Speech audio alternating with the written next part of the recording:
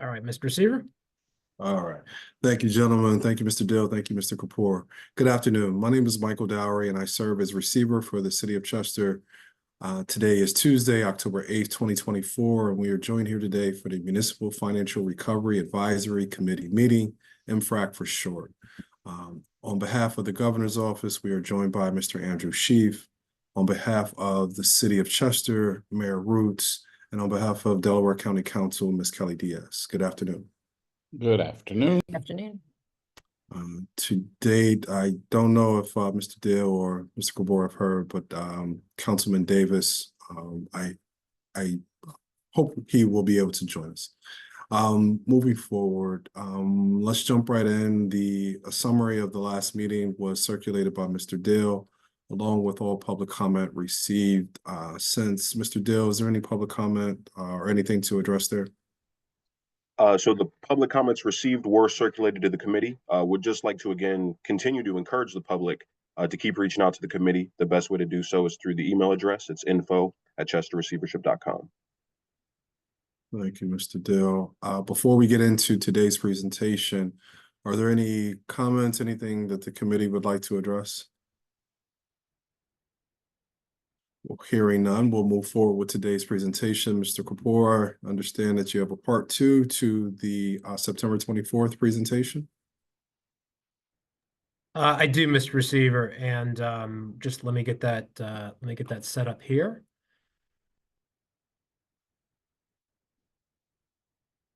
Moment. And can everybody see this? Okay, fantastic. Good afternoon, members of the MFRAC committee, as well as members of the public who may be watching this live, as well as those of you who may be watching this recorded. What we have today is part 2 of the presentations that we've been making regarding the question of who owns the CWA. We spent the September 24th presentation talking about how CWA board control was taken from the City of Chester without any compensation to the city or its residents. And today what we're going to do is we're going to be focused on the litigation that is currently pending before the Pennsylvania Supreme Court. For those of you who may be watching this who have not seen the September 24th presentation, we do strongly suggest that you go back and do so. You can see that on YouTube. You can see that on the receiver's Facebook page as well. It gives you some context. It talks specifically about the history of a provision that is very important to the litigation that we'll be talking about today. If you don't want to sit through the actual recorded presentation, there are also the presentation slides. The PowerPoint slides can also be found here as well. We will be posting this PowerPoint on the receiver's website, www.chesterreceivership.com, and all these links should work. So again, strongly encourage you. We'll talk a little bit about what we talked about in the 24th presentation today, just to provide some context. But again, strongly suggest those of you who are interested in this question and really want to look into it to go back and spend some time familiarizing yourself with the history of how we got here. Again, today's presentation, we're going to be talking about the CWA and the Chester County appeal that is before the Pennsylvania Supreme Court. And this is an appeal of the Pennsylvania Commonwealth Court decision that held that Senate Bill 375, that was the bill that the provision we talked about before, did not change the ownership of CWA and that the City of Chester owns the CWA.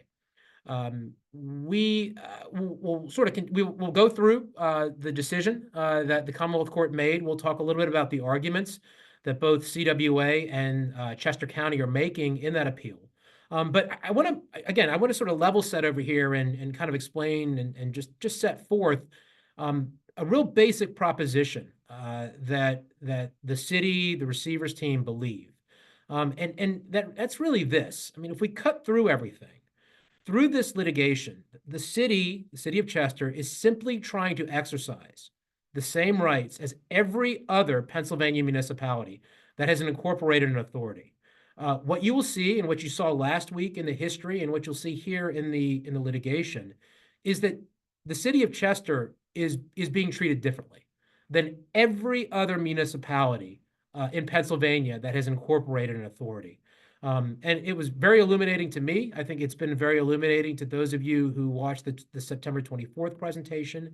And again, we want to provide the facts and the analysis here of what's going on and what the litigation is. So we're going to spend a little bit of time talking about how we got here. We'll talk about the Commonwealth Court decision, CWA and Chester County's arguments, and then what we'll be talking about in the next presentation. So how did we get here? And this again is, I think, important to understand.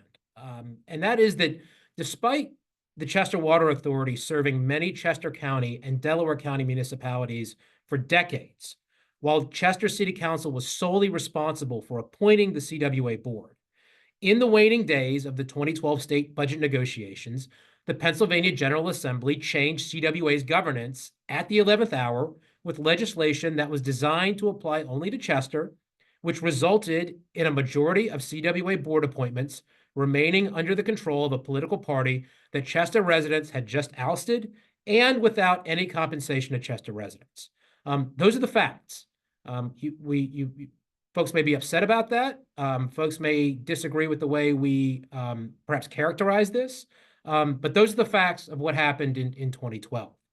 Now, in this litigation, let's talk about kind of what's going on now and what's happened since that. In this litigation, the CWA and Chester County are arguing that not only did Senate Bill 375 take the board control away from the city of Chester and its residents, but that it also took the ownership away from the city and its residents. So that's going to be a key thing that I want folks to keep in mind today as we're going through this discussion. It's the difference between governance and ownership, because that is something that factors in here very importantly. So let's talk a little bit about the procedural history of the litigation. And I'm not going back all the way to the beginning. I'm really starting with the Commonwealth Court decision because that's really what's the most relevant here.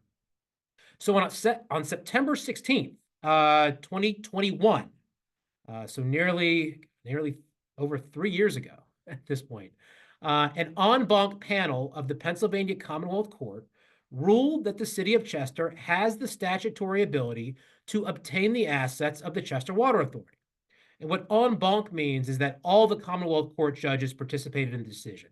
Sometimes at the appellate level, the Commonwealth Court will have panels of 3 judges, and then those decisions could be appealed or could be requested to have the Commonwealth Court take it en banc, which means all the judges sit there. And an en banc decision indicates just the importance of the matter. All of Commonwealth Court doesn't generally sit for en banc matters unless they're really, really important. And this one clearly was. So we'll talk a little bit later about what the ruling said later in the presentation.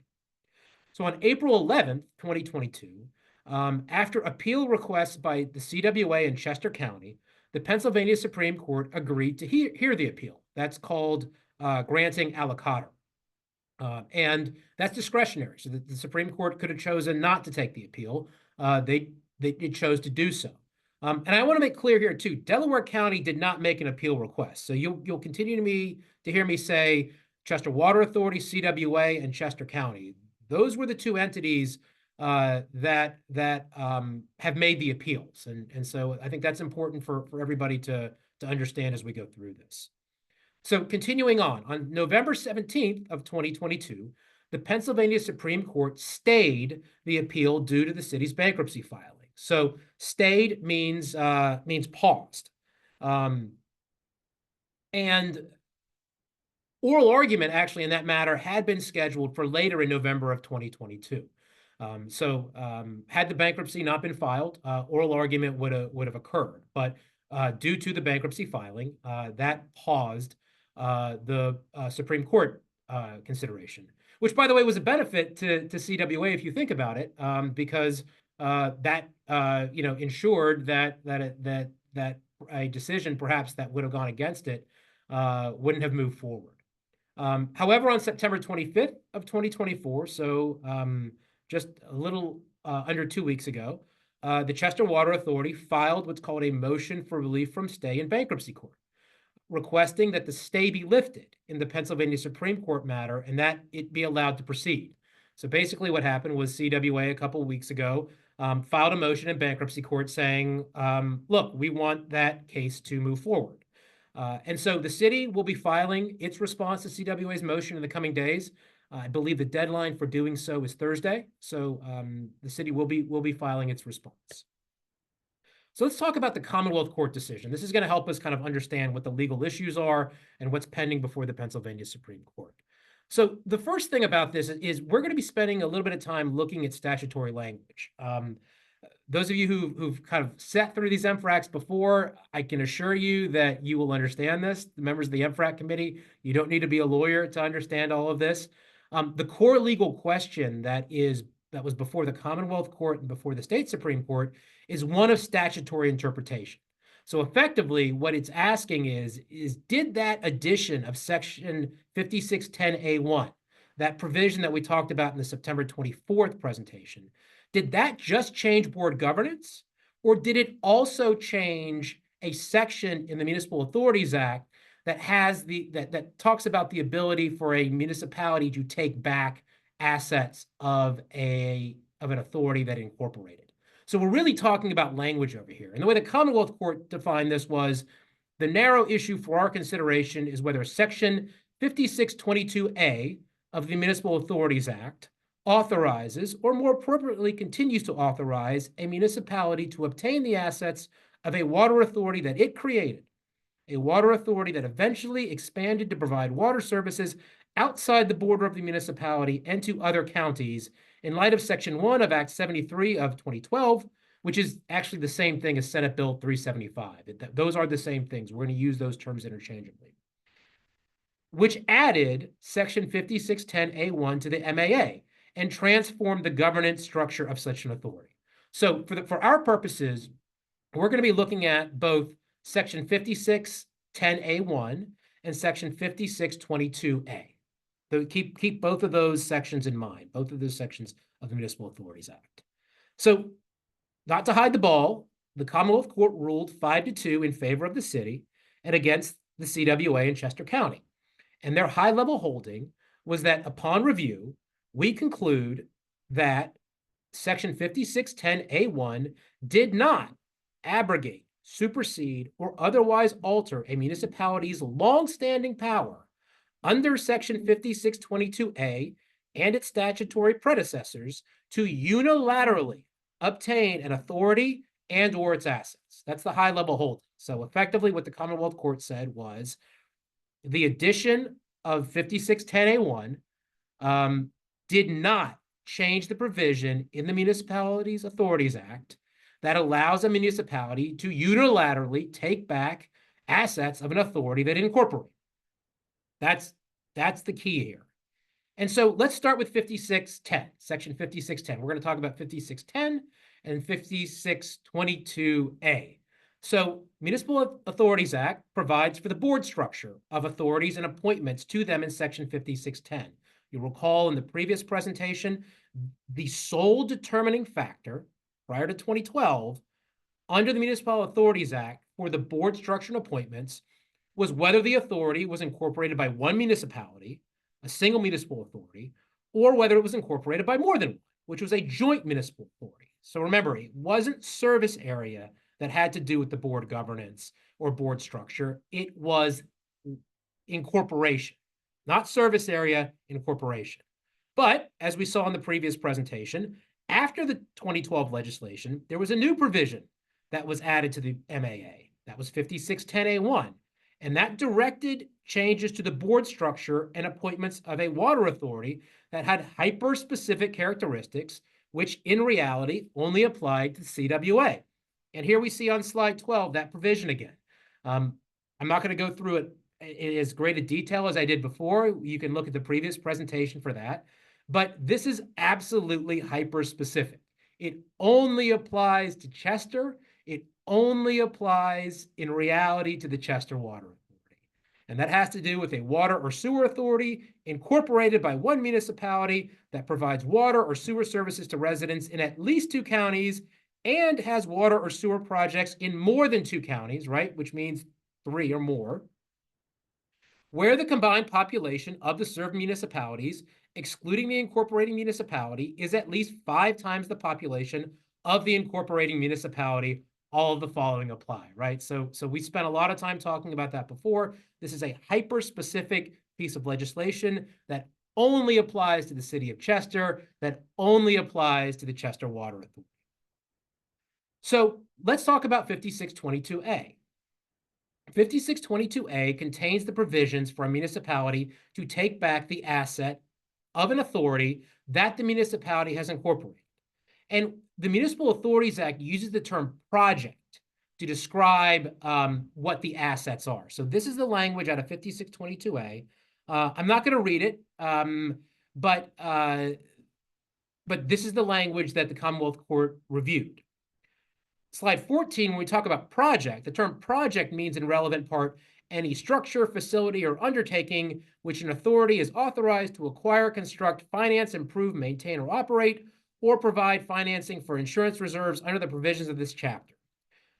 And so essentially, under the Municipal Authorities Act, projects are defined as the assets of the authority, right? There's a lot of kind of language in here that those are essentially the assets of an authority when you think of project. And 5622A allows a municipality that incorporates an authority to be able to take those projects back and provides a procedure for doing so. Sorry, let me just move this on here. There we go. And so what does 5622A mean? Let's talk about actually what that provision means. And in coming to its decision, the Commonwealth Court actually spent considerable time explaining what that section means. And they did that by reviewing previous cases that were before the Commonwealth Court over the last 50 years that's referred to as precedent.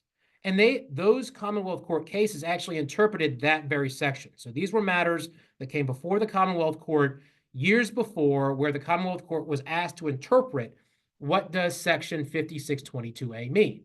In these cases, we're going back to 1971. Clearfield Borough versus Clearfield Borough Park Authority, and Forward Township Sanitary Sewage Authority in 1995, Township of Forks in 2000, Salem Township Municipal Authority in 2003. So initially, section 5622A was interpreted in the Clearfield Borough case, and in subsequent cases that the Commonwealth Court had the occasion to review its decision in that matter and affirm it, it continued to hold the similar meaning for what 5622A meant. Sorry, buddy. And so this is what the Commonwealth Court held. This is what they ruled after reviewing those cases. Quote, our decisions clearly held that section 5622A of the current MAA provides a municipality with the unilateral authority to obtain the assets of an authority it created. Further in the decision, quote, our above discussion demonstrates that as a matter of law, section 5622A confers upon a municipality via a duly enacted ordinance the power to dissolve an authority and obtain and later transfer and or convey the authority's assets as it deems fit without any input on the part of the authority. And finally, we hold that section 5622A of the MAA continues to vest a municipality, such as the city in this case, with the power to acquire and dispose of the assets of an authority and an authority itself, such as the CWA in this case, without the advice or consent of the authority or here the CWA. So repeatedly in its decision, the Commonwealth Court clearly said that section 5622A provided the city of Chester with the ability to take back the assets of the authority that it incorporated, which is the CWA. So the question here is, did Senate Bill 375, that bill that changed the board governance, changed that structure, did that also change section 5622A? And the Commonwealth Court said, no, it didn't. It wrote, quote, although CWA provides water services into areas outside the boundaries of the city, in no way does this fact alter or otherwise negate the fact that the city presumptively owns the CWA for purposes of section 5622A. in enacting Section 5610A1, our General Assembly simply provided the other counties with seats at the table of the governing body or board of the CWA. If the General Assembly wanted to convert the CWA into a sovereign multi-county quasi-municipality, surely it would have expressed its intention to do so in clear and unmistakable language. So a very, very strong holding by the Commonwealth Court saying Section 5610A1 changed the governance, the board governance, but did not change the ownership. And that's really the fundamental issue that is before the Supreme Court. So let's spend a moment with that background and with that understanding to talk about CWA and Chester County's arguments. And obviously this is our summary of those arguments. Certainly we're not speaking on CWA or Chester County's behalf, but they really essentially boil down to the following. There are really three main arguments they make. First, they argue that the city cannot acquire the assets without CWA's permission. Then they argue that Senate Bill 375 removed any power that the city of Chester had to acquire the assets. And then they argue that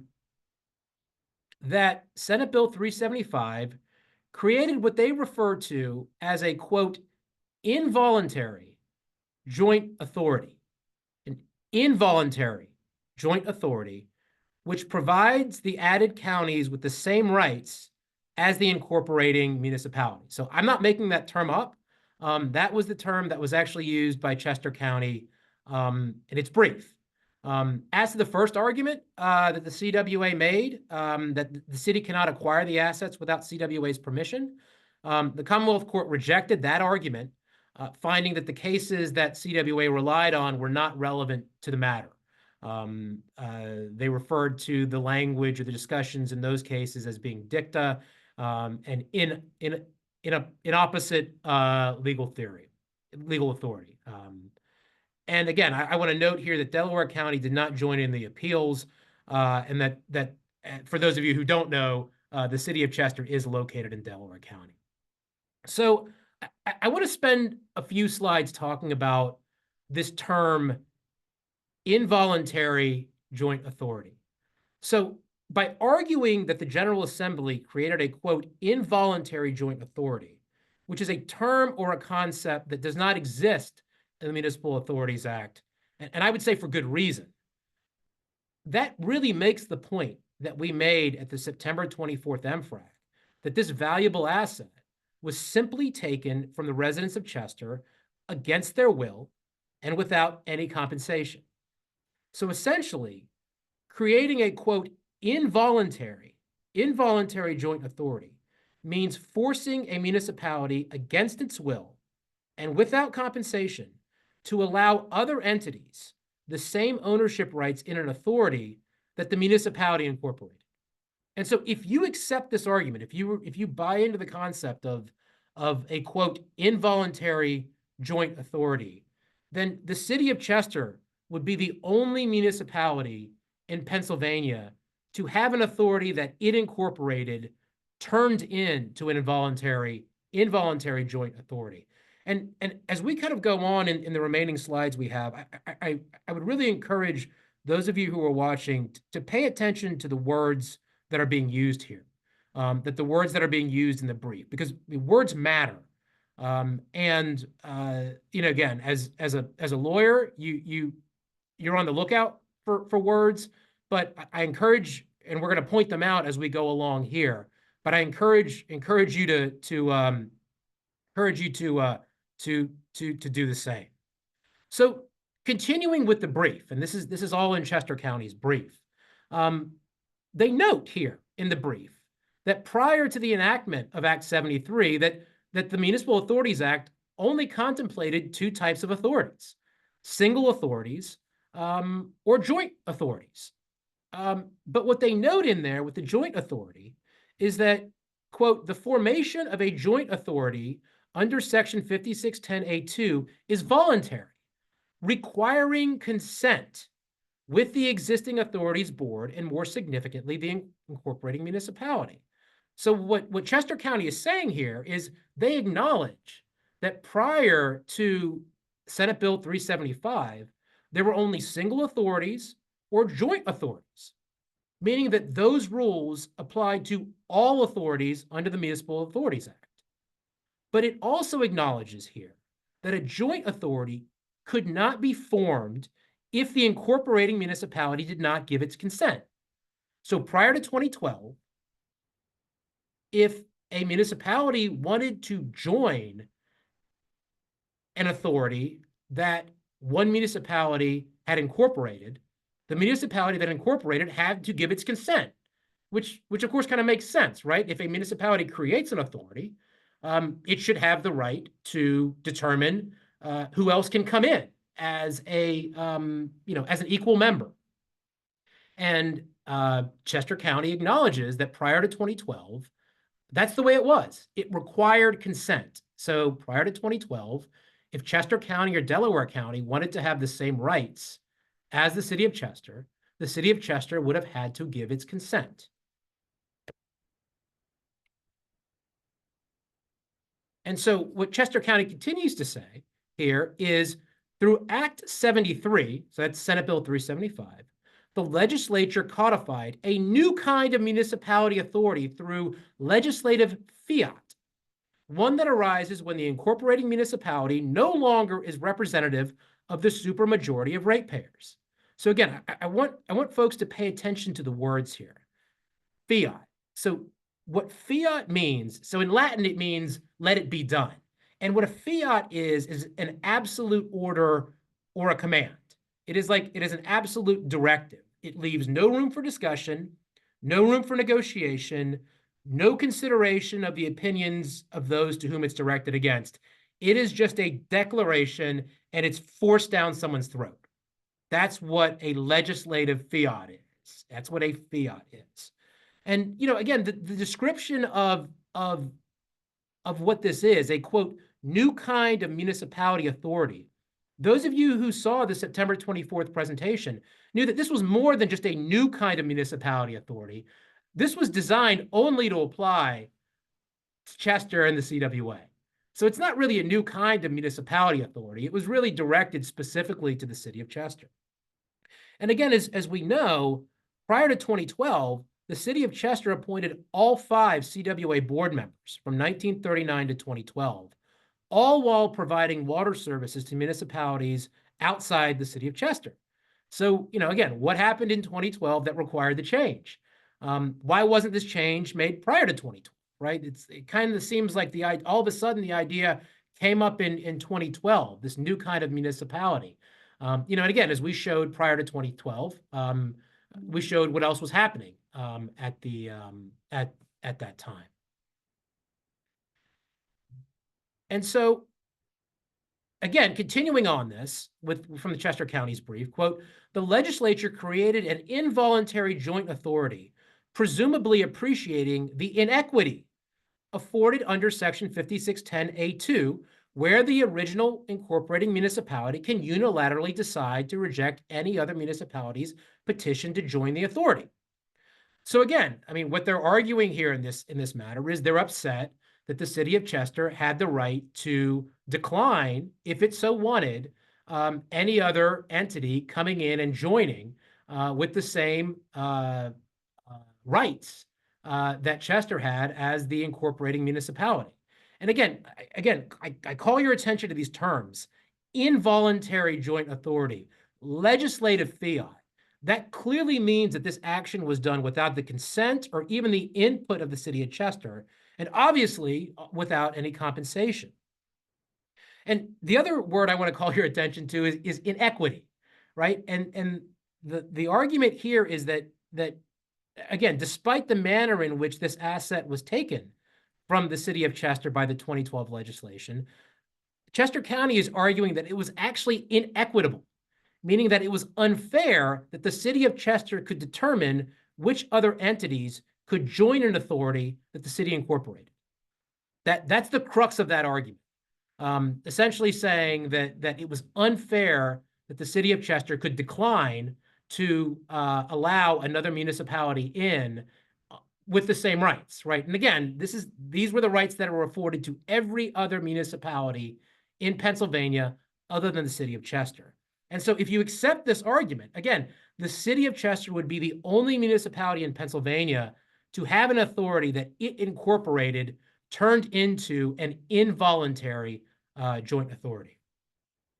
So I want to spend the remaining couple of slides here talking about the legacy of that 2012 legislation and really the impact of the continued litigation. So we talked a little bit about like what the legal arguments are, but this obviously just doesn't exist in sort of the legal vacuum. There are very practical and very real implications for what this is.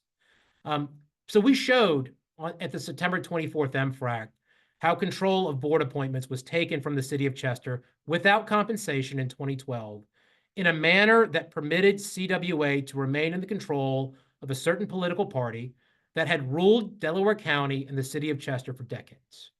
That is a fact. But here's the implications of this, of where we are right now. Although many of those who are in power now may not have been part of what occurred in 2012, and they may not even have been aware of it until our last presentation. But the reality is the continued litigation, which is seeking now to fully strip the city of Chester of this asset without compensation, is perpetuating what was done to Chester residents in 2012. It is a continuation. It is a continuation of what happened in 2012. And again, folks may not have known about that, of what happened in 2012 until a couple of weeks ago, but they know now. And they may not have been able to do anything in 2012 at the time, but they are able to do things now. And I think that is very important for all of us who are part of this, regardless of what position you may have on it, regardless of where you fall on the matter. But continuing this litigation, if the city of Chester loses, it will strip the city of Chester's ownership in an asset. And it will treat the city of Chester differently than every other municipality in Pennsylvania. So let's talk about this legacy again, because again, we as I said before, words matter here, and this has been going on for a while, 4+ years since we've been here, and prior to that, and we have repeatedly heard words such as stealing, looting, and robbing to describe Chester's attempt to exercise the same rights that every other municipality in Pennsylvania has. So we see this here. The city of Chester had an extremely valuable asset taken from it without any compensation in an 11th hour legislative act.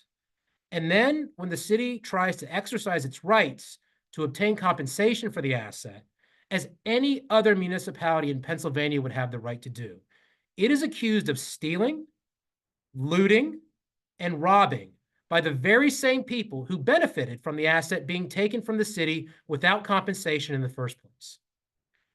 And we think it's important to be frank about this, and get this all out, and be clear about it, and be clear about the facts of the language that's being used here, against the residents of Chester, against the elected officials of Chester, against the receiver. And what we've been seeing is that leaders opposing the city's actions have repeatedly used incendiary language to attack the city and the receiver for exercising the city's rights. And these are rights that all Pennsylvania municipalities unquestionably have.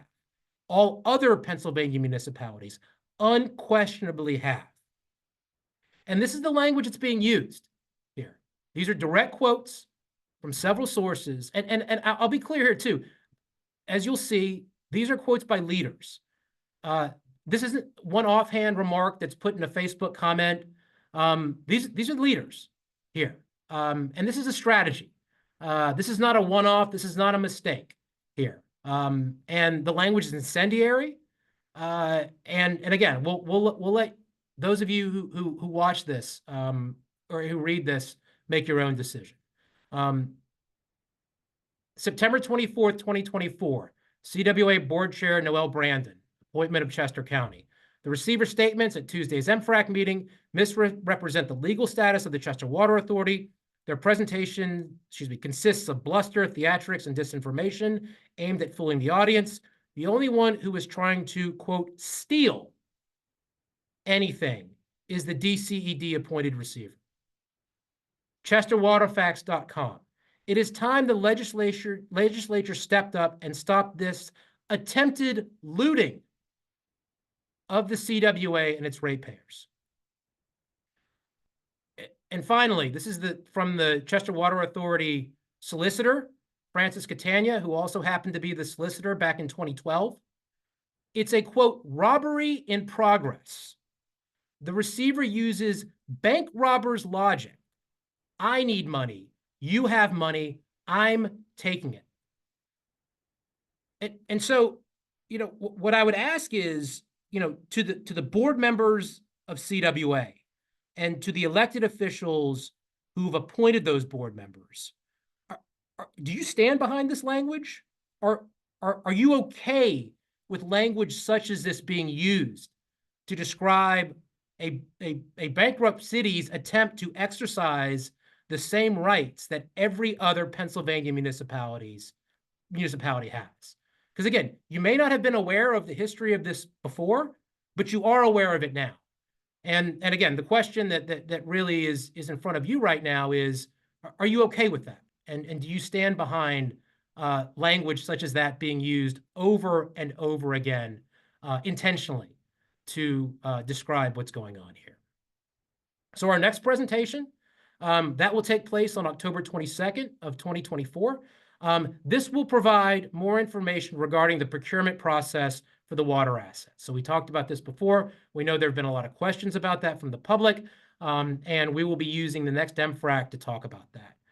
You can watch it live or record it on the receiver's Facebook page here, www.facebook.com/Chester Receivership. And as I said earlier, the city will be filing its response to CWA's motion for relief from stay in the coming days. So that concludes the presentation I have here. I'm happy to take any questions or hear any comments from the committee.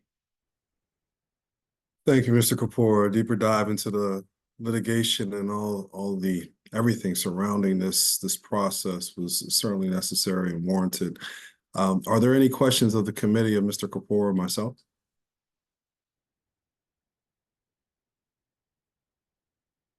I'll see none at this time. We will break for now and reconvene on the 22nd and dig more into the procurement process, the RFP process for the system monetization. Thank you, everybody, for joining us. Have a good day.